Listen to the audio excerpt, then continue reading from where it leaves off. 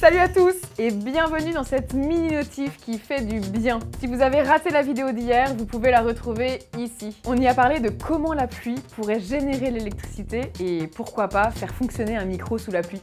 Est-ce que vous vous souvenez de la notif dans laquelle je vous parlais de ressusciter des dinos?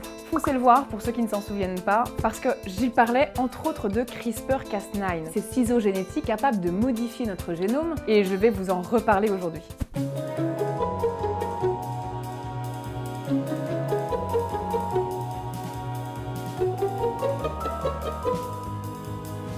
Épisode 4, épisode 4, première prise.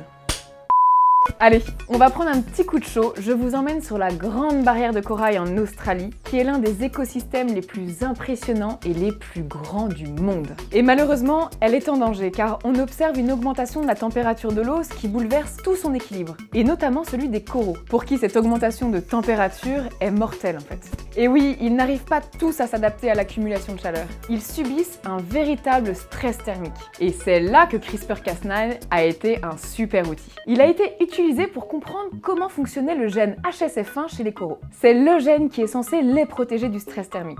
C'est une sorte d'interrupteur général aux réponses que les coraux vont avoir face à l'augmentation des températures de l'eau. Alors l'expérience s'est déroulée à l'Institut australien des sciences marines avec des larves de corail Acropora milpora. On a utilisé CRISPR-Cas9 pour aller modifier chez ces larves ce gène HSF1 en l'inactivant. Et ensuite, on a observé qu'après l'augmentation de la température de 27 à 34 degrés, elles n'ont malheureusement pas pu survivre à ce stress thermique car elles n'ont pas été capables de réagir.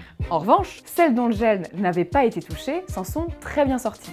Ça montre toute l'importance de HSF1. Donc, grâce à CRISPR, on en sait plus sur le mode de fonctionnement des coraux face au réchauffement des eaux. Et peut-être qu'un jour, grâce à lui, on pourra concevoir des souches de coraux résistantes à la chaleur pour aider toutes les barrières de corail du monde entier à se régénérer.